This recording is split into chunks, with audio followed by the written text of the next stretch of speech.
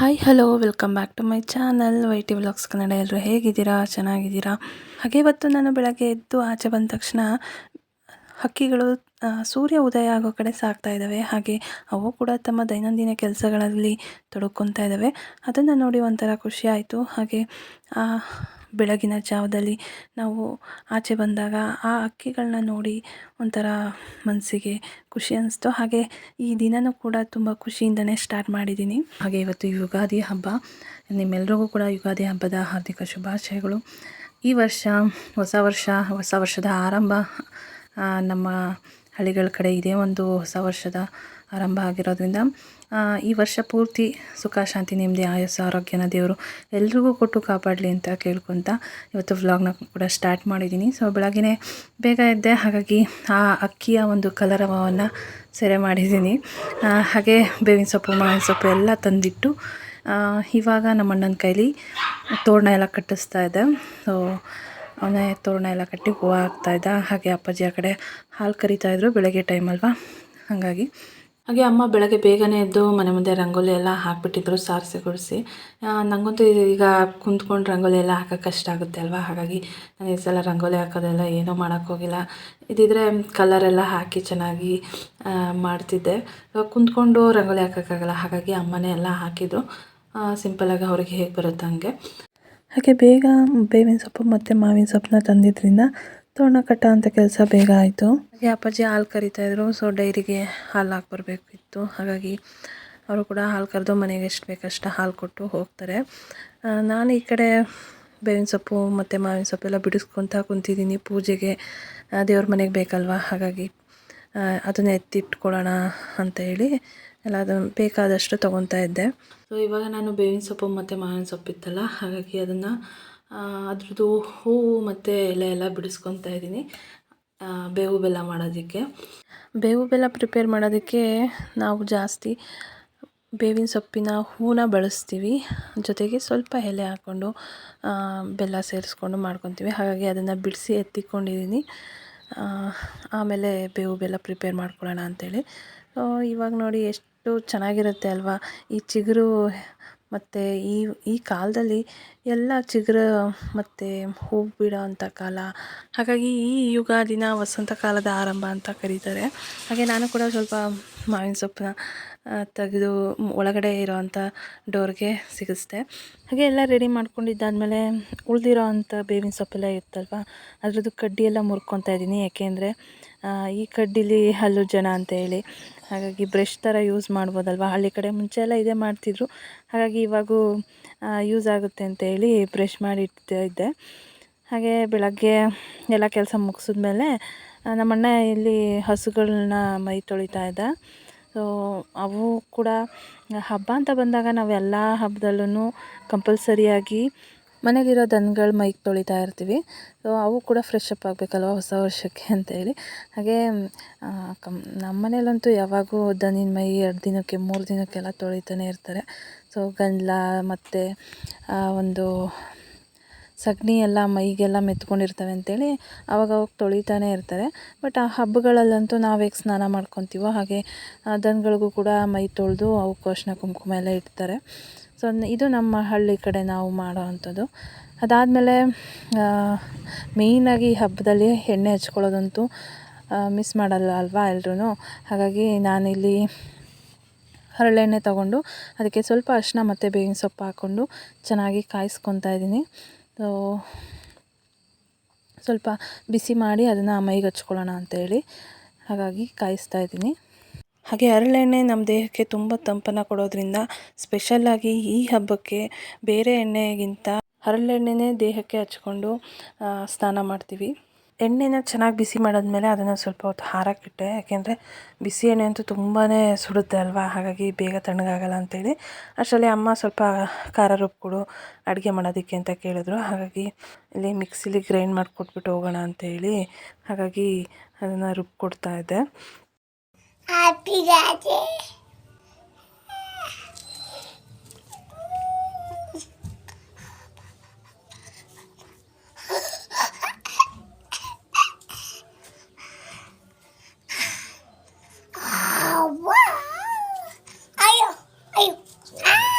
ಆಗಿ ಅಯ್ಯಪ್ಪೋ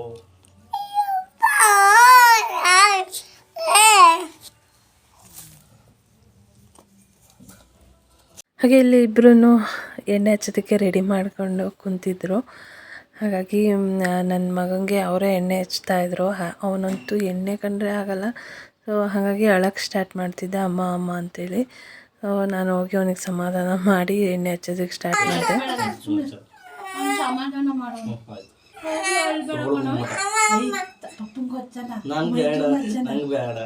ನಾನು ಹಚ್ಕೊತೀನಿ. ತಾತ ಮಾಮ ಎಲ್ಲ ಹಚ್ಕೊಂಡು ಸ್ನಾನ ಮಾಡೋದು ಇವತ್ತು ಹಬ್ಬಕ್ಕೆ. ಅಲ್ಲೋಡು ಬೇವಿನ ಸೊಪ್ಪು ಹಾಕಿದ್ದೀನಿ, ಏನೂ ಆಗಲ್ಲ. ಬೇವಿನ ಸೊಪ್ಪು ಆಮೇಲೆ ಅರ್ಶಿನ ಪುಡಿ ಎಲ್ಲ ಹಾಕಿದೀನಿ. ಅಲ್ಲಿ ಹುಳಿದ್ರೆ ಸತ್ತೋಯ್ತವೆ ಅಂತ. ನಿನ್ ಪಪ್ಪಂಗೆ ಹಚ್ತೀಯಾ?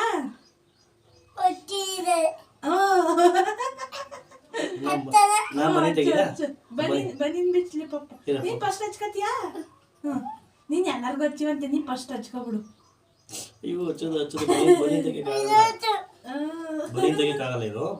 ತಡಿ ಬಿಳೆ ಬನ್ನಿನ ತೆಗಿಲಿ, ಬಟ್ಟೆ ಬಿಚ್ಲಿ ತಡಿ. ಅದು ತೆಗಿತಿಲ್ಲ ಎಲ್ಲ. ಅಯ್ಯೋ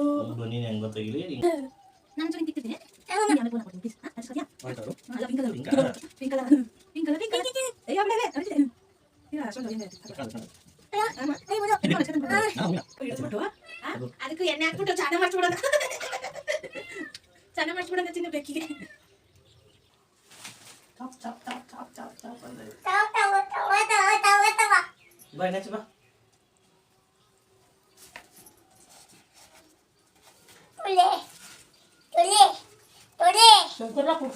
ಬರೋ ಹಾಲು ಕುಡಿತೈತಿ, ಡಿಸ್ಟರ್ಬ್ ಮಾಡೋದು. ಹಾಲು ಕುಡಿಲಿ. ಹ್ಞೂ ಮೀಯ ಕಾಣ್ತೈತಿ. ಬಾ ಹಾಲು ಕುಡಿಲದು. ಆಮೇಲೆ ಬಡೋಣ ನಡಿ. ಪಪ್ಪಂಗೆ ಎಣ್ಣೆ ಹಚ್ಚಿ ನಡಿ. ಹಚ್ಚಪ್ಪ ಪಪ್ಪ. ಹಾಂ ಪಪ್ಪಂಗೆ ಎಣ್ಣೆ ಹಚ್ಚಿಲ್ಲ ಇಲ್ಲಿ. ಹ್ಞೂ ಎಣ್ಣೆ ತಗೊಂಡು ಹಚ್ಚು. ಹಚ್ಚು ಮನ ತಗ ಎಣ್ಣೆ ತಗೊಂಡು ಹಚ್ಚು ಪಪ್ಪಂಗೆ.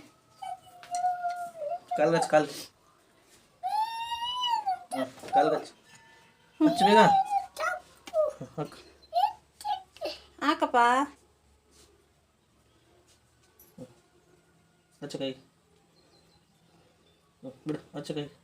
ಸೌರು ನೀಟಾಗಿ ಸಾಕು. ಹಚ್ಚು ಸೌರಮ್ಮ, ಸೌರು.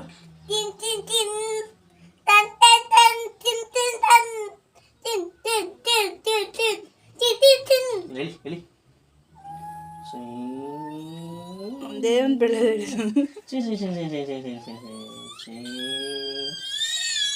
ಜೋರ ಜೋರಿಗೆ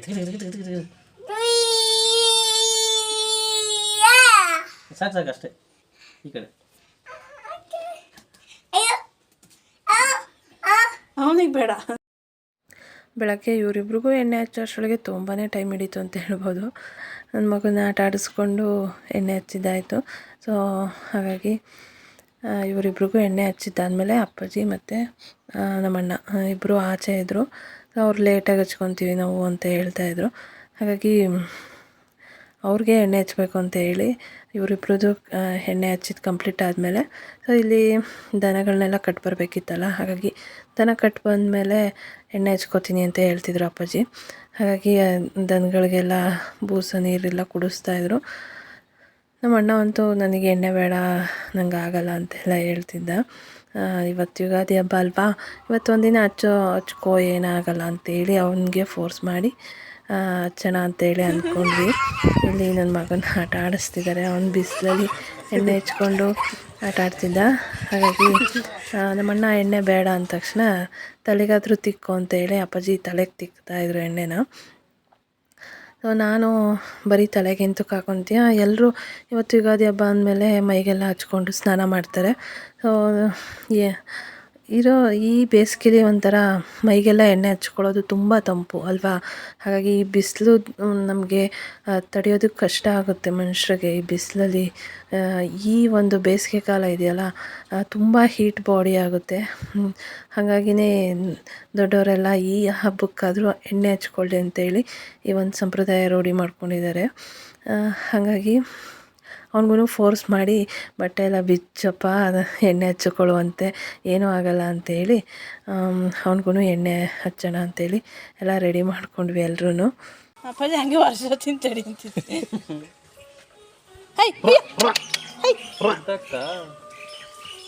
ಅಯ್ಯೋ ಹಗ್ಗ ಎಳ್ಕೊಂಡು ಹೋಗ್ತೀನಿ ನಾನು. ಸೆಲ್ಫಿಟ್ಸ್ ಬೇಡ, ಎಕ್ಸ್ಪ್ಲೋರ್ ಮಾಡಬೇಕು ಬಿಚ್ಚಿ.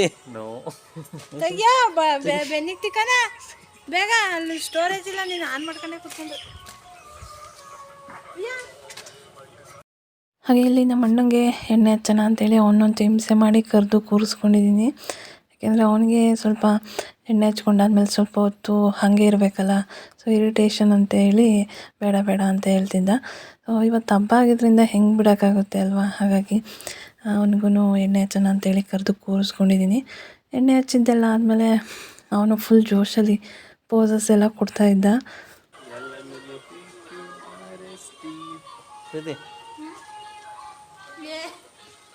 ಬೈಸಿಪ್ಸ್ ಈಗ ನೀನೇ ಇಡಿ ಹಿಂಗೆ, ಇನ್ನೂ ಎಣ್ಣೆನೇ ಹಚ್ಚಿಲ್ಲ.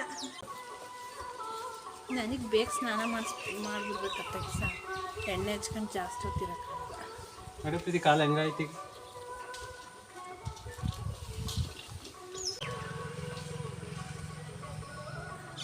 ಮಣ್ಣೊಳಿಗೆ ಹೋಗಿದೆಯಲ್ಲ,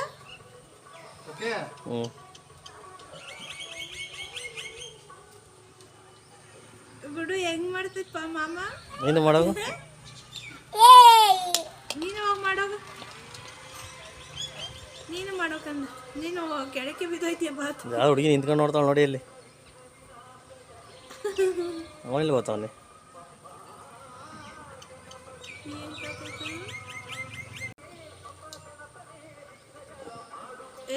ಬಾಡಿ ಬತ್ತಾಯ್ತು ನೋಡಿ, ಬಂದೈತಲ್ಲ ಒಂಚೂರು.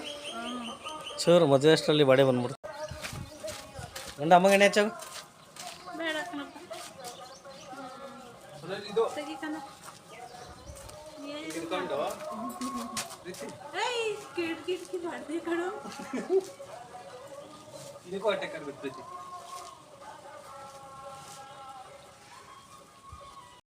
ಹಾಗೆ ಇಲ್ಲಿ ನನ್ನ ಮಗನಿಗೆ ಮೊದಲು ಸ್ನಾನ ಮಾಡಿಸಿ ರೆಡಿ ಮಾಡಿ ಬಟ್ಟೆ ಹಾಕಿದೆ. ಈ ಒಂದು ಡ್ರೆಸ್ಸಲ್ಲಂತೂ ಅವನು ಸೇಮ್ ಪುಟ್ನಂಜ ಗೆಟಪ್ಪಲ್ಲಿ ಕಾಣಿಸ್ತಾ ಇದ್ದ ಮುದ್ದಾಗಿ.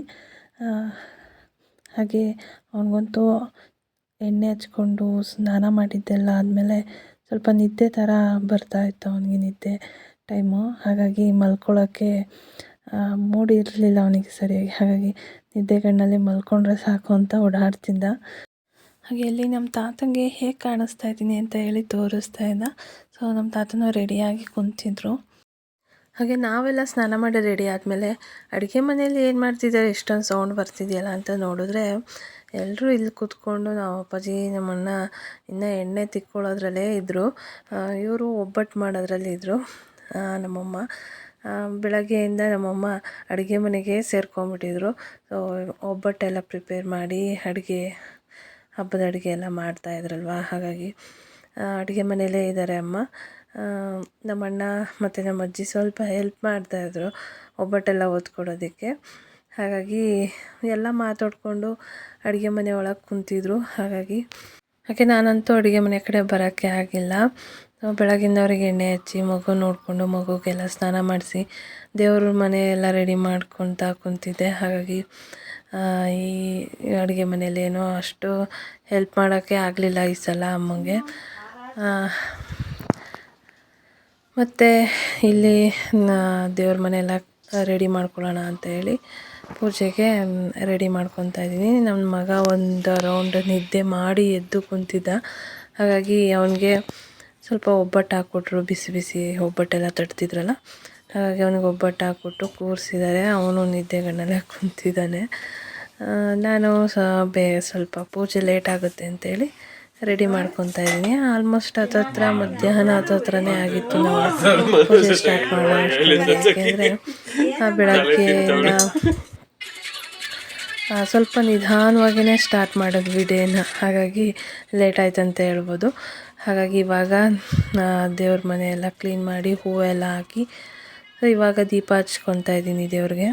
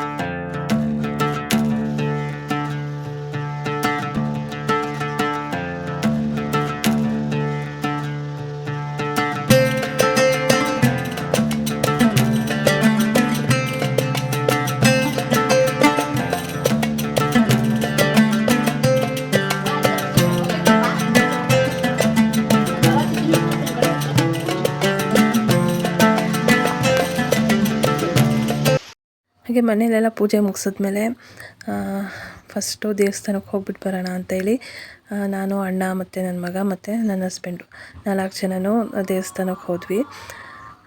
ಸೊ ಇದು ನಮ್ಮ ಮನೆ ದೇವರು. ಹಾಗಾಗಿ ಮನೆ ದೇವ್ರಿಗೆ ಹೋಗಿ ಹಣ್ಣು ಕಾಯಿ ಎಲ್ಲ ಮಾಡಿಸ್ಕೊಂಡು ಮಡ್ಲಕ್ಕಿ ಕೊಡಬೇಕಾಗಿತ್ತು ದೇವ್ರಿಗೆ. ನಮ್ಮ ಅಣ್ಣ ಅಂದ್ಕೊಂಡಿದ್ದ ಮಡ್ಲಕ್ಕಿ ಕೊಡಬೇಕು ಹಬ್ಬದ ದಿವಸ ಅಂತೇಳಿ. ಹಾಗಾಗಿ ಅದು ಕೆಲಸನೂ ಮುಗಿಸ್ಕೊಂಬರೋಣ ಅಂತೇಳಿ ದೇವಸ್ಥಾನಕ್ಕೆ ಬಂದ್ವಿ.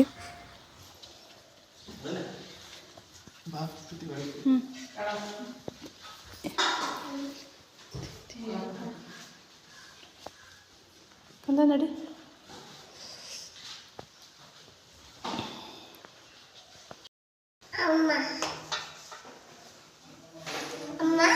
ಅದೇನಪ್ಪ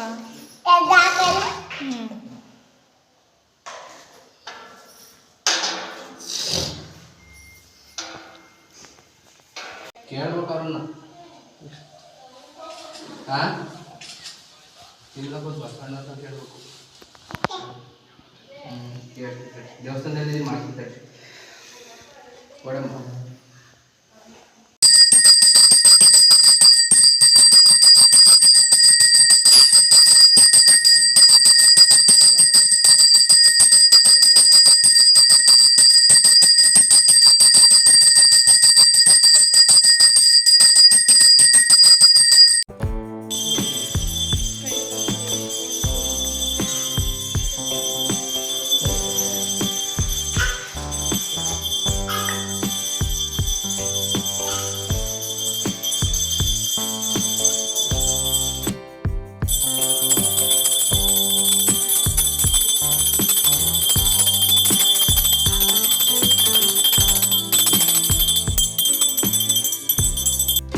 ಪೂಜೆ ಎಲ್ಲ ಮುಗಿದ್ಮೇಲೆ ದೇವಸ್ಥಾನದ ಹತ್ರ ಒಂದು 10 ನಿಮಿಷ ಕೂತ್ಕೊಂಡು ಹೋಗಬೇಕು ಅಂತ ಹೇಳ್ತಾರೆ. ಹಾಗಾಗಿ ನಾವು ಪೂಜೆ ಎಲ್ಲ ಮುಗಿಸ್ಕೊಂಡು ಅಲ್ಲೇ ಕೂತ್ಕೊಂಡು ಬಾಳೆಹಣ್ಣೆಲ್ಲ ತಿಂದ್ಕೊಂಡು ಪ್ರಸಾದನ ಸ್ವಲ್ಪ ಹೊತ್ತು ಟೈಮ್ ಸ್ಪೆಂಡ್ ಮಾಡ್ಕೊಂಡ್ವಿ ದೇವಸ್ಥಾನದ ಹತ್ರ. ಸೊ ರಿಲ್ಯಾಕ್ಸ್ ಆಗಿತ್ತು. ಹಾಗಾಗಿ ಅಲ್ಲಿಂದ ಬಂದಮೇಲೆ ನಾವು ಬೇವು ಬೆಲ್ಲನೇ ತಿಂದಿರಲಿಲ್ಲ. ಹಾಗಾಗಿ ಫಸ್ಟು ಬೇವು ಬೆಲ್ಲ ಎಲ್ರಿಗೂ ಕೊಟ್ಟು ಆಮೇಲೆ ಊಟ ಮಾಡೋಣ ಅಂತೇಳಿ ಬೇವು ಬೆಲ್ಲ ತಿನ್ನೋಣ ಅಂತೇಳಿ. ಇವಾಗ ನಾನು ಆಲ್ರೆಡಿ ಪೂಜೆ ಮಾಡೋಗಿದ್ನಲ್ಲ, ಅಮ್ಮ ಪೂಜೆ ಮಾಡ್ಕೊತಾಯಿದ್ರು, ನಾನು ಮನೆಯವ್ರಿಗೆಲ್ಲ ಬೇವು ಬೆಲ್ಲ ಕೊಡ್ತಾಯಿದ್ದೆ. ಸೊ ಈ ಹಬ್ಬದಲ್ಲಿ ಸಿಹಿ ಕಹಿ ಏನೇ ಬಂದರೂ ಸಮವಾಗಿರಲಿ ಅಂತ ಹೇಳಿ ಸ್ವೀಕಾರ ಮಾಡೋ ಅಂಥ ಮನಸ್ಸು ಎಲ್ರಿಗೂ ಇರಬೇಕು ಅಂತ. ಜೀವನದಲ್ಲಿ ಏನೇ ಕಷ್ಟ ಬಂದರೂ ಸುಖ ಬಂದ್ರೂ ಎರಡೂ ನಾವು ಸ್ವೀಕರಿಸ್ಬೇಕು ಅನ್ನೋದು ಈ ಒಂದು ಬೇವು ಬೆಲ್ಲದ ರೀತಿ ನಮ್ಮ ಹಿರಿಯರು ನಮಗೆ ಹೇಳ್ಕೊಟ್ಟಿರೋ ಅಂಥ ಒಂದು ಪಾಠ. ಹಾಗಾಗಿ ಎಲ್ಲನೂ ಕೂಡ ಸ್ವೀಕರಿಸೋಣ, ದೇವ್ರ ಇಚ್ಛೆಯಂತೆ ಎಲ್ಲ ಒಳ್ಳೆಯದೇ ಆಗುತ್ತೆ ಅಂತ ಅಂದ್ಕೊಂಡು ಬೇವು ಬೆಲ್ಲನ ತಿಂದು ಖುಷಿಯಾಗಿರೋಣ. ಒಂದು ಈ ವರ್ಷ ಪೂರ್ತಿ ಎಲ್ರಿಗೂ ದೇವರು ಒಳ್ಳೇದು ಮಾಡ್ತಾನೆ ಅಂತ ಅಂದ್ಕೊತ ಬೇವು ಬೆಲ್ಲನ ಸಮವಾಗಿ ಸ್ವೀಕರಿಸೋಣ. ಹಾಗೆ ಒಂದು ಹೊಸ ಹುರುಪಿನ ಜೊತೆಗೆ ಈ ವರ್ಷ ಶುರುವಾಗಲಿ ಅಂತ ಅಂದ್ಕೊತ ಇಲ್ಲಿ ನಮ್ಮನೆ ಹಸುಗಳಿಗೆ ಹಬ್ಬದ ಅಡುಗೆಗಳು ಏನು ಮಾಡಿರ್ತೀವಿ ಅದನ್ನು ಕೊಡೋಣ ಅಂತ ಹೇಳಿ. ಸೊ ಫಸ್ಟು ಹಸುಗಳಿಗೆ ಮೇಯ್ನಾಗಿ ಈ ಹಬ್ಬದಲ್ಲಿ ಒಬ್ಬಟ್ಟು ಊಟ ಅಂತೂ ಮಾಡಿರ್ತೀವಿ. ಹಾಗಾಗಿ ಒಬ್ಬಟ್ಟು ತಿನ್ನಿಸೋಣ, ಸಿಹಿ ತಿನ್ನಿಸೋಣ ಅಂತ ಹೇಳಿ ದನಗಳಿಗೆ ಒಬ್ಬಟ್ಟು ಕೊಡ್ತಾಯಿದ್ದೀನಿ. ನಡಿ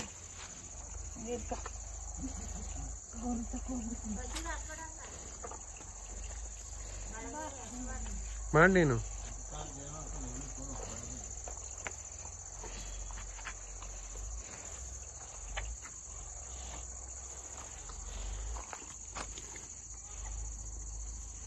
ಈ ಹೊಸ ಏಟ್ ಉದ್ದೈತಿ ನೋಡು. ಮ್ಯೂಸಿಕ್ ಸೆಟ್ ಮಾಡಿ ಪ್ರೀತಿ ಇದಕ್ಕೆ ಕೊಡ್ತಾ ಇರೋದಕ್ಕೆ ಅಷ್ಟೇ.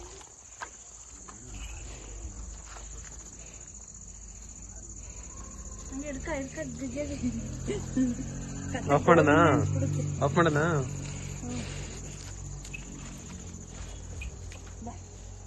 ಹಾಗೆ ಇಲ್ಲಿ ನಾನು ಬೇವು ಬೆಲ್ಲ ತಿಂತಾ ಕುಂತಿದ್ದೀನಿ. ಸೊ ಮನೆಯವರೆಲ್ಲ ಊಟಕ್ಕೆ ರೆಡಿ ಆಗ್ತಾ ಇದ್ದಾರೆ, ಯಾಕೆಂದರೆ ಹಶ್ವಾಗ್ಬಿಟ್ಟಿತ್ತು ಎಲ್ರಿಗೂ. ಆ ಟೈಮ್ ಬಂದು ಆಲ್ಮೋಸ್ಟ್ 3 ಗಂಟೆ ಹತ್ತತ್ರ ಆಗಿಬಿಟ್ಟಿತ್ತು. ಸೊ ಹಾಗಾಗಿ ಎಲ್ಲರೂ ಹೊಟ್ಟೆ ಹಶ್ಕೊಂಡಿದ್ರು. ಸೊ ಬೇಗ ಊಟ ಮಾಡೋಣ ಅಂತ ಹೇಳಿ ಸೊ ಬಾಳೆ ಎಲೆಯಲ್ಲಿ ಊಟ ಮಾಡ್ತಿದ್ದಾರೆ ಎಲ್ಲರೂ. ಏನೋ ಒಂಥರ ಸ್ಪೆಷಲ್ ಅನಿಸುತ್ತೆ ಈ ರೀತಿ ಬಾಳೆ ಎಲೆ ಊಟ ಅಂದರೆ. ಏನೋ ಒಂಥರ ನನಗಂತೂ ತುಂಬ ಇಷ್ಟ ಅನಿಸುತ್ತೆ. ನನಗಂತೂ ತುಂಬ ಇಷ್ಟ ಈ ಬಾಳೆ ಎಲೆ ಊಟ. ಬಟ್ ಈ ಟೈಮಲ್ಲಿ ನನಗೆ ಬಾಳೆ ಎಲೆ ಊಟ ಎಲ್ಲ ಕೊಡಲ್ಲ ನಮ್ಮ ಕಡೆ, ಯಾಕೆಂದರೆ ಬಾಳೆ ಎಲೆಯಲ್ಲೇ ಪ್ರೆಗ್ನೆನ್ಸಿ ಇರೋರು ಬಾಳೆ ಎಲೆಯಲ್ಲಿ ಊಟ ಮಾಡಬಾರ್ದು ಅಂತ ಹೇಳ್ತಿರ್ತಾರೆ. ರೀಸನ್ ಏನು ಅಷ್ಟು ನಂಗೆ ಗೊತ್ತಿಲ್ಲ, ಬಟ್ ಅವ್ರು ಹೇಳಿದ್ದು ಕೇಳೋದು ಅಷ್ಟೇ ಗೊತ್ತು. ಹಾಗಾಗಿ ಮನೆಯವರೆಲ್ಲ ಬಾಳೆ ಎಲೆ ಊಟ ಮಾಡ್ತಿದ್ದಾರೆ. ಸಿಂಪಲ್ಲಾಗಿ ಹಬ್ಬದ ಅಡುಗೆಗಳನ್ನೆಲ್ಲ ಮಾಡ್ಕೊಂಡಿದ್ವಿ. ಹಾಗೆ ನಮ್ಮ ಅಣ್ಣ ಮತ್ತು ನನ್ನ ಹಸ್ಬೆಂಡು, ನಮ್ಮ ಅಪ್ಪಾಜಿ ಎಲ್ಲರೂ ಜೊತೇಲಿ ಕೂತ್ಕೊಂಡು ಊಟ ಮಾಡ್ತಾಯಿದ್ರು. ಸೊ ನನಗೆ ಒಂದು ಕಡೆ ತಟ್ಟೆಗೆ ಹಾಕಿಬಿಟ್ಟು ಕೊಟ್ಬಿಟ್ಟಿದ್ರು, ತಟ್ಟೆಲೇ ತಿನ್ನು, ಬಾಳೆ ಎಲೆಯಲ್ಲಿ ತಿನ್ನಬೇಡ ಊಟನ ಅಂತ ಹೇಳಿ. ಸರಿ ಆಯಿತು ಅಂತೇಳಿ ನಾನು ತಟ್ಟೆಲೇ ಊಟ ಮಾಡ್ಕೊತಿದ್ದೆ. ಹಾಗೆ ನನಗೂ ಸ್ವಲ್ಪ ಹುಷಾರಿಲ್ಲದೆ ಇರೋದ್ರಿಂದ ವ್ಲಾಗ್ನೂ ಕೂಡ ಲೇಟಾಗಿ ಅಪ್ಲೋಡ್ ಮಾಡಿದ್ದೀನಿ.